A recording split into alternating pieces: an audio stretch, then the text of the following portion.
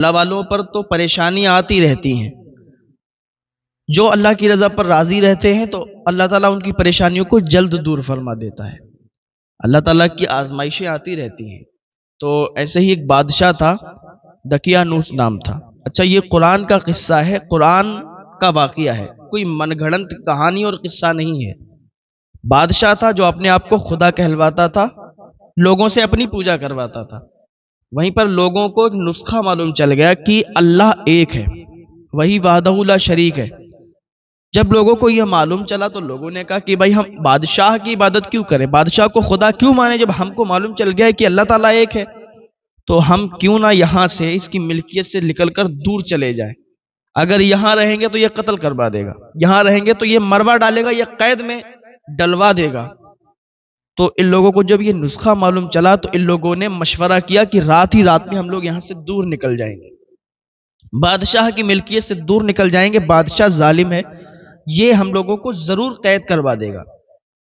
تو ان لوگوں نے جب مشورہ کیا تو رات ہی میں یہ لوگ چل دیے، چلتے رہے تو راستے میں ان کو ایک چرواہا ملا، چرواہے سے ملاقات ہوئی، اس کو بتایا اس نسخے کے بارے میں کہ اللہ ایک ہے، تو اس کو سمجھ میں آیا تو اس نے کہا بھائی مجھے بھی ساتھ میں لے لو، وہ بھی ساتھ میں ہو گیا، ایک دو لوگ اور ان کے ساتھ میں ہو گئے۔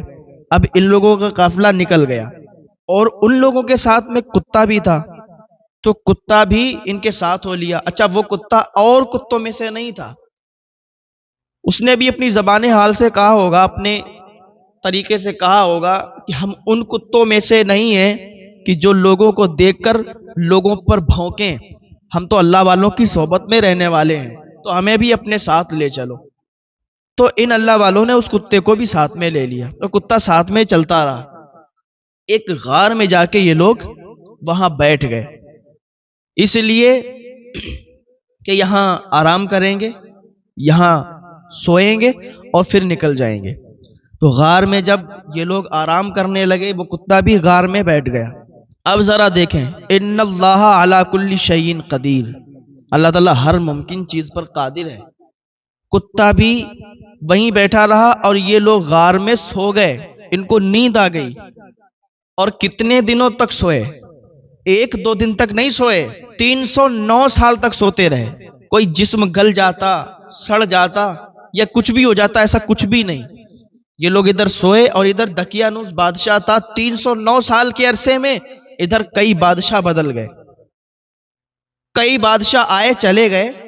309 سال کے بعد جب ان لوگوں کی آنکھیں کھلیں تو اٹھے تو ایسا ایک دوسرے سے کہنے لگے کہ ارے ابھی تو سوئے تھے اور ابھی آنکھ کھل گئی، ابھی سوئے تھے ابھی آنکھ کھل گئی۔ اور وہ کتا بھی بیٹھا رہا، کتا بھی 309 سال تک زندہ رہا، موت نہیں آئی۔ اچھا، ادھر جو بادشاہ اب آیا تھا وہ نیک بادشاہ تھا، اللہ والا تھا، اللہ کی عبادت کرنے والا تھا۔ چیزیں چینج ہو جاتی ہیں، چیزیں بدل جاتی ہیں، بادشاہت ختم ہو جاتی ہے، بادشاہت بدل جاتی ہے۔ تو بدلتے بدلتے اب یہاں پر نیک بادشاہ آیا تھا، تو اس کا یہ کہنا تھا کہ اللہ تعالیٰ جسم کے ساتھ اٹھائے گا، صرف روحیں جمع نہیں ہوں گی بلکہ جسم بھی جمع ہوں گے، جسم کے ساتھ اپنے اپنے جسم میں روحوں کو ڈال دیا جائے گا۔ یعنی جو مر چکے ہیں، جو اس دنیا سے انتقال کر چکے ہیں، ان کے جسموں میں ان کی روحوں کو ڈال دیا جائے۔ یہ مسئلہ چل رہا تھا اس ٹائم، لوگوں کا یہ کہنا تھا کہ ایسا کیسے ہو سکتا ہے، اللہ تعالیٰ جسموں کو کیسے جمع کر سکتا ہے، روحیں جمع ہوں گی جسم نہیں جمع ہوں گے، یہ مسئلہ چل رہا تھا۔ تو اس نے اللہ کی بارگاہ میں ہاتھ اٹھا کے دعا کی تھی، مولا تو کوئی ایسا واقعہ دکھا دے، تو ایسا کوئی کرشمہ دکھا دے کہ یہ مسئلہ ہم لوگوں کا حل ہو جائے، ان لوگوں کو پتہ چل جائے کہ تو جسموں میں جانوں کو ڈال سکتا ہے، جسموں کو دوبارہ اٹھا سکتا ہے، انسان کو دوبارہ زندہ کر سکتا ہے۔ یہ مسئلہ چل رہا تھا۔ ادھر یہ لوگ 309 سال تک سوتے رہے اور ان کے جسم پر کوئی حرف نہیں آیا، ان کو پتا بھی نہیں چلا کہ 309 سال تک یہ سوتے رہے۔ یہ اٹھے، اپنے اپنے کپڑے جھاڑے اور کہا ارے ابھی تو سوئے تھے اور اتنی جلدی آنکھ کھل گئی۔ ایک نے کہا ارے ایسا لگتا ہے کہ عصر میں سوئے تھے اور مغرب میں آنکھ کھل گئی۔ جو بندہ نیک ہوتا ہے، اللہ والا ہوتا ہے، جب وہ انتقال کر جاتا ہے تو اس کو ایسے سلا دیا جاتا ہے اور جب آنکھ کھلتی ہے تو وہ کہتا ہے ارے ایسے سوئے تھے جیسے کہ ابھی عصر میں سوئے اور مغرب میں آنکھ کھل گئی۔ اب جب اٹھے تو بھوک بھی لگی، پیاس بھی لگی، تو فطرت کا تقاضا ہے انسان کھانا کھائے گا نہیں تو اس کو بھوک تو ستائے گی، پانی نہیں پیے گا تو پیاس تو لگے گی۔ تو ان کو جب بھوک پیاس لگی تو ایک شخص کو ان لوگوں نے کہا کہ تم جاؤ شہر میں اور جانے کے بعد کچھ کھانے پینے کا انتظام کرو ہم لوگوں کا۔ انہوں نے کہا ٹھیک ہے۔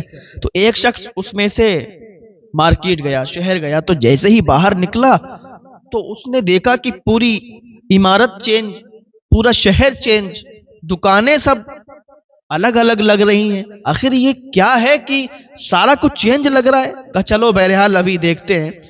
تو ایک دکان پر گیا کوئی سامان لینے کے لیے، تو دکان والے کو اس نے وہی سکہ دیا اور کہا ہمیں یہ فلا فلا چیز دے دو۔